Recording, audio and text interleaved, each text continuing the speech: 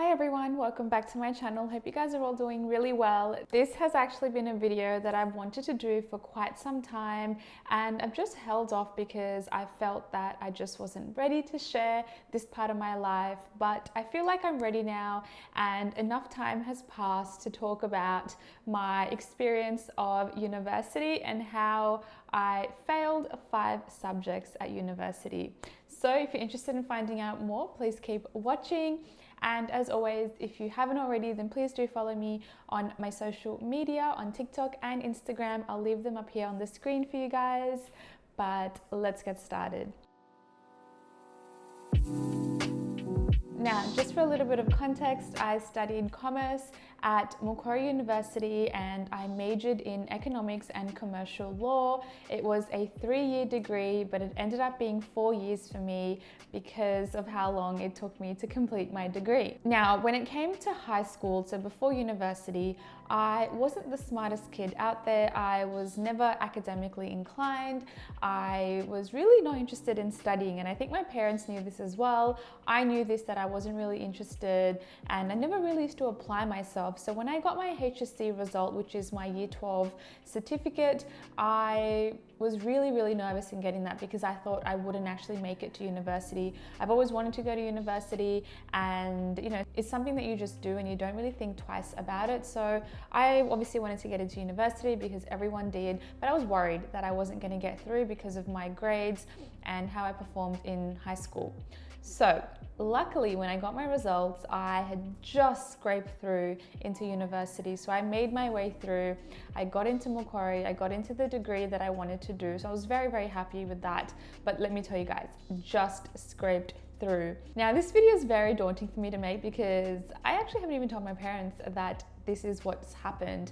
I'm not sure if they've got an idea, but I'm pretty sure they're going to call me after this video goes live and contact me and probably talk to me about what actually happened. But it's okay. I'm doing this video because I think it's going to help some of you out there. It was definitely something that I wish I had heard as well when I was going through university, but let me share my story. And also, just to mention, I don't feel too bad for doing what I did because my parents didn't have to pay for it. In Australia, we have something called a student loan. It's the HECS, which you can defer your payments towards, starting to study. And what happens is it comes out of your fortnightly or monthly paycheck by your employer. So a little portion is taken out of your monthly paycheck and that goes towards paying off your student loan. So yeah, it's just up to me. And yes, I've racked up like a huge student loan and a huge debt, but I'm paying it off myself, and that makes me feel less guilty because I don't want anyone else to pay for it. Now, within my first 2 years of university, I definitely struggled. I had a hard time making friends. I had a hard time applying myself in my studies. And in my first 2 years is when I noticed that I failed 5 subjects. I was struggling. I had nighttime classes and it was just a very horrible time for me. It was something that really did affect me, and I failed those subjects because I had thought that it didn't really matter if you failed because you can always just repeat. But little did I know that there were implications involved. So obviously, if you fail a subject, it affects your GPA, it affects your potential of getting a good job after university, and obviously it increases your fees as well. Now, this is all something that I should have known. I really should have known. I mean, I don't have any older siblings. I don't have any older cousins that could have told me or anything like that, older friends. So I was really the guinea pig in this sort of scenario, and I just was so blasé about it, and I just didn't care about university. So anyways, I attended and I obviously failed a subject or 2 or 5. And I actually came very close to just passing a lot of the other subjects as well. So very close to failing, and I had just passed. Like, I've got 50s for like a lot of the subjects. So yeah, thank God that happened because otherwise I would have had a higher student loan to pay off. Now, it wasn't until my 3rd and 4th year that I made a few friends, and they made me realize that you really do have to pick up your slack at university, and I still had time, and they were freaking me out because they had all started applying for graduate positions, and I knew, given my circumstances, given my grades, that I wasn't really doing well, so I was very worried I wasn't going to get a good job. And that's when reality really started to hit me. It wasn't that I was, illiterate, it wasn't that I couldn't read, I couldn't understand what was going on. It's just that I never applied myself, and I really focused my time a lot at working and, doing odd jobs here and there, because I felt that that was more important for me. But little did I know that you do need to have somewhat of a balance. So what ended up happening in my third and fourth year was that I actually started picking up my slack. I started studying, I started applying myself, and I actually started noticing that my grades were increasing, and I was actually getting distinctions and credits.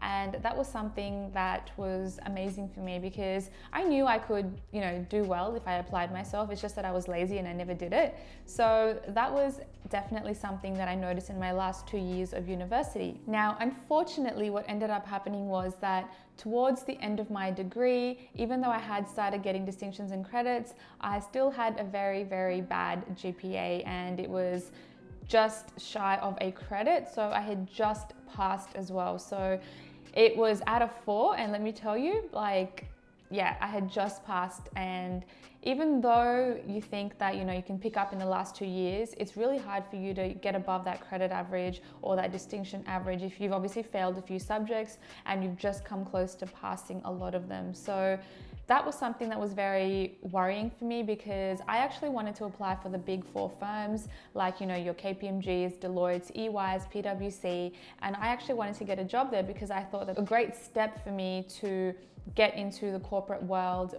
And I had been told, and I knew that you needed at least a credit average to get in. Now, this is something I didn't have, but I ended up applying anyway, and I got knocked back from PwC and EY straight away, which was fine. But then I applied for a job at Deloitte.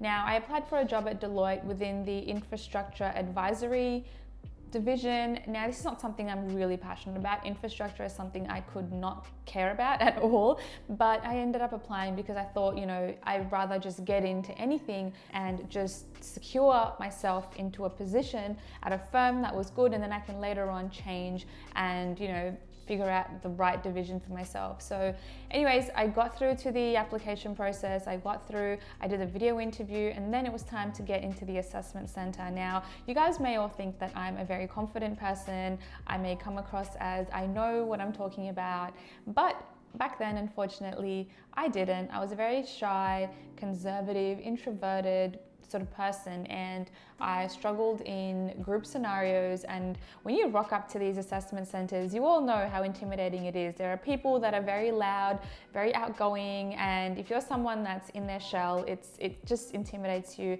and it makes you feel very, very worried. And I started getting anxiety, and I knew when I sat that assessment center, I had bombed it. It was really, really bad, and I did not give off the impression that I even wanted to be there because of how nervous I was. So I knew that I did really bad, and after that I knew I wasn't going to get the job because of my performance. And I found out, they didn't even tell me, the recruiters, that I didn't get the job. And I called them back after about 4 weeks, and they were like, oh yes, you didn't get the job. So I was like, okay, cool, whatever, at least you could have told me, but that's fine. So then my last resort was KPMG. Then I got through into KPMG, which we all know that I actually got the job. So let me rewind a little bit. So I applied for KPMG. I had a few years of experience under my belt. At that time, I obviously worked at a pizza shop. I then worked at a department store. And then I also did work at CBA, which is one of Australia's big 4 banks. And I then worked my way up into the business division as well. So I was really, studying, working, and really trying to do extracurricular activities at the same time. And this is when I think it actually did benefit me when it did come time to apply for KPMG, because they saw that yes, I did really bad at university in my first 2 years, but they saw that there were signs of improvement. And yes, I didn't have the credit average, I was below that, but they saw that there was something within me. I had applied for a division that I actually wanted to get into. It was risk advisory, and I ended up getting the job, which I was so grateful for. Like, I still remember that moment where they told me on the same day of my interview that they called me, I think 2 or 3 hours later, saying that yes, I had secured the job, and I just burst out in tears. I was so happy because I knew that there was a challenge, there was a struggle involved in me getting to that position, let alone me even getting the job. Like, I did not think I was going to get such a good job. So even though I knew that, you know, you needed a credit average to apply, I still applied because I was like, maybe they can see other aspects of me that could actually, you know, benefit the application, like my work experience and my extracurriculars. And I think the saying, you know, there's a saying that goes, you miss 100% of the shots that you don't take. And I think that's 100% true, because if I hadn't applied thinking that I wasn't going to make through the eligibility criteria, I would never have gotten that job. And I just think, yes, there's eligibility criteria out there, but just apply. You just never know. And that's literally what happened to me. I got the job and I'm so grateful to get through. And who knew someone that had failed 5 subjects at uni, barely passed the others, who could actually get through into KPMG, and then I worked my way up. I stayed there for about 2.5 years. I went to Westpac. I was there for a year and a half. I accumulated and built on my net worth. I bought a few investment properties, and I then quit my job, and I'm doing something that I finally love today.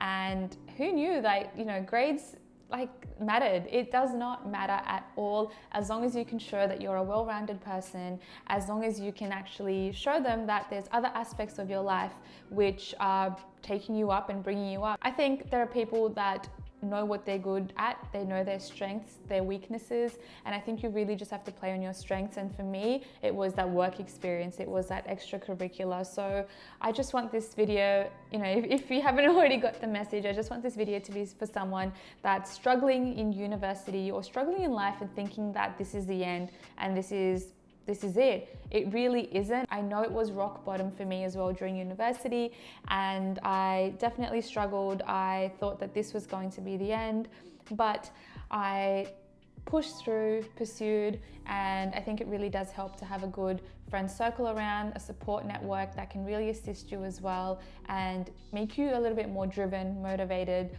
to get out there and make that change. So yeah, that's a little bit about my story, and I just was really struggling to open up about this because I was just wondering how it was all going to be perceived, but I'm really happy and content in terms of where I'm at the moment in terms of life, and I just want this video to be something that can help you guys if you're ever in a rut and you think that you are struggling and this is the end. Just keep going, keep pushing through.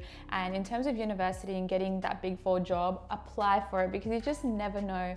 I didn't think I was going to get it, and I got it even with my circumstances, my GPA, my failed subjects. And yeah, I think just go for the shots, because as I said, you miss 100% of the shots that you don't take. But guys, I'm gonna leave this video here. I really hope you enjoyed it, found it insightful, motivating.